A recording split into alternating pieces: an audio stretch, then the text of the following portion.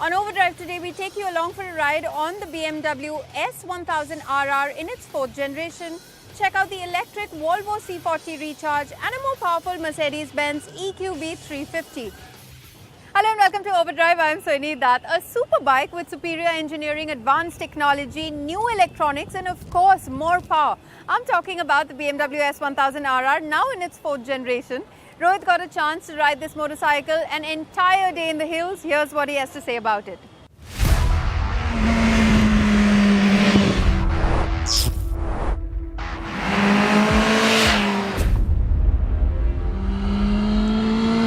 Ever since its launch in 2008, the BMW S1000RR has been constantly updated, upgraded, evolved, etc.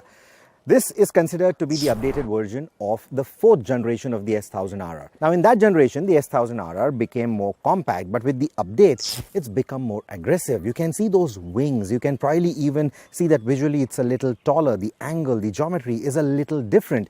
All of that is coming from BMW's track learnings. They want to make it a more hardcore track tool. But in reality, at least in our country, with just 2.5 racetracks, most of these bikes are going to spend more time out here on the tarmac, on the public roads. So how does it behave out here in the urban wilderness? Let's find out. The 2023 model comes with a more flexible chassis, more advanced electronics, revised rider geometry, better suspension, higher power, and a more aggressive design. BMW has moved to a symmetrical front end, polarized a few buyers. But with the 2023 update, a bit of the asymmetry is back with those offset decals, and a bit of that radicalism is back with those wings on the side fairing. These wings are inspired by the 2020 M1000RR, albeit not made in carbon fiber. You do get carbon fiber, however, for the heel plates and more importantly, in the wheels. While the rest of the motorcycle follows familiar design cues to its predecessor, the cast aluminium frame has been drilled in multiple areas to reduce weight and to increase flex. Geometry changes include a longer rake and trail, a lengthier wheelbase, and increased ride height. This model features updated geometry as well, so that also gives it a slightly taller seat height. So if you have tried your friend's older 4th generation S1000RR, this one's going to feel slightly taller, especially because of the raised rear end. Even the seat on this thing is not the most comfortable, but we'll come to that in a bit. So if you're planning to get one of these, now test rides are hard to come by. Even the waiting period for this bike in India is slightly longish, but at least try and get to the showroom, perch yourself on the motorcycle and see if it works for you. Because this seat height may not be to everyone's taste. Especially since the seat is broad. And here on the M Sport model, it is simply a thin sheet of foam which is ideal for the track but not the most comfortable for long distances. The increased ride height might not be the only thing you will notice if you were to ride the predecessor and the new S1000RR back to back. The advantages of the chassis level changes may be hard to come by unless you are a riding god who can push this bike to its limits. I'm not. But what's immediately noticeable is the improved agility of the motorcycle and how supple the new Marzocchi forks feel in comparison to the outgoing Sachs. These two feature electronically adjustable damping, and while they are better than the outgoing legs, the S1000RR still feels a bit firm even in its road setting. The dynamic mode dials up the stiffness so much that the bike becomes unrideable in our conditions, always bobbing over undulations and making the rider feel like a jockey, floating a few millimeters above the seat at all times. But once you figure out the right settings for your favorite road, the S1000RR is a hoot to ride. The engine revs to about 15,000 RPM, and while that may sound quite peaky for a lot of people, the tractability in the city is actually quite good. In fact, the tractability around slow corners is also quite nice. And when it comes to long sweeping corners, there's again a lot of confidence that the motorcycle offers. What contributes to that is a longer wheelbase that the new S1000RR now sits on. They've also made holes in the chassis to give it better flex. Now on paper, if you look at the specs, the steering geometry might seem a little lazy. However, the carbon wheels also make for very fast turn-ins. Of course, it's still not as razor sharp as a Ducati Panigale, but the steering feels a lot more neutral, which means that it will appeal to a broader range of riders with different levels of skill. Even the brakes are more confident than before. The Nissan calipers are a welcome change from the many Brembo brakes that we've been sampling lately on many European and Japanese motorcycles.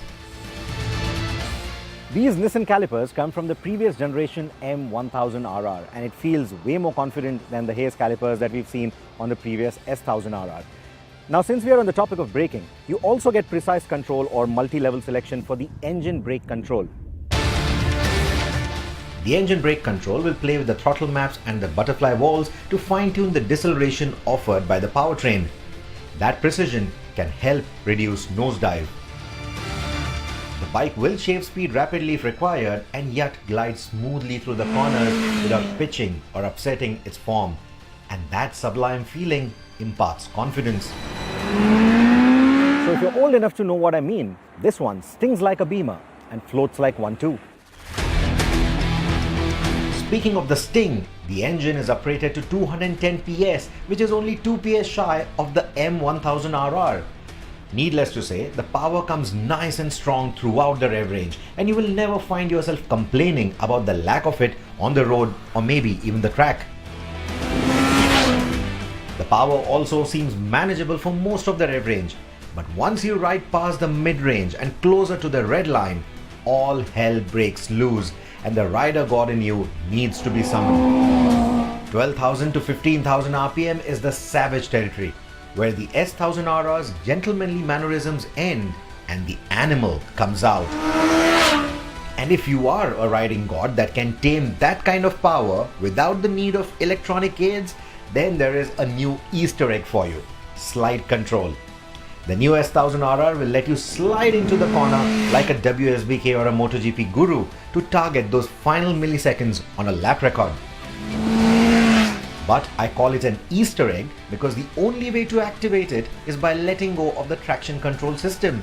You need to have the skill to control 210 German horses with the traction control set to its lowest setting in order to activate slide control.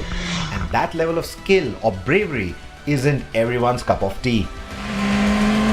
Therefore, the biggest advancement of the 2023 S1000RR is one that many may not be able to use. And yet, if I had to buy an S1000RR today, it would be the 2023 model. I would buy the top of the line M Sport model in a heartbeat, because you see, it seems like 95% of the M1000RR at almost half the price. And that is a steal in my books. I'm going to sum this up in a rather simple way. You already know it's a fast motorcycle. It has all the electronics and equipment that you want on a premium liter class motorcycle of 2023. So in terms of value, I think it offers tremendous value for the kind of asking price that it has. But the thought I want to leave you with: if you were to pick up a powerful liter class super sport machine a couple of decades ago, go fast on it on a road like this or maybe on a racetrack, the thought that you would have in your mind is, I'm so glad I survived the day and lived to tell the tale. You would expect that in today's times, a 200 PS motorcycle like this would make that thought even wilder, right? But the kind of thought it leaves you with is, was I going fast or was it the motorcycle doing everything? Depending on how you translate that last line, you will know whether the new S1000RR is for you or not. And in the superbike world, the S1000RR has some healthy competition coming in from the Ducati Panigale V4S, the Aprilia RS V4, 1100 factory, the Honda CBR, 1000RR Fireblade, the Yamaha R1, and also the Kawasaki ZX-10R. I hope I've got all those names right, and it would be an absolute treat to get all of these motorcycles on one racetrack. That, of course, is wishful thinking from my end, but why not, right? We'll take a very quick break here on the show, but coming up on the other side, we'll tell you all about the Volvo C40 Recharge. Stay tuned, you're watching Overdrive.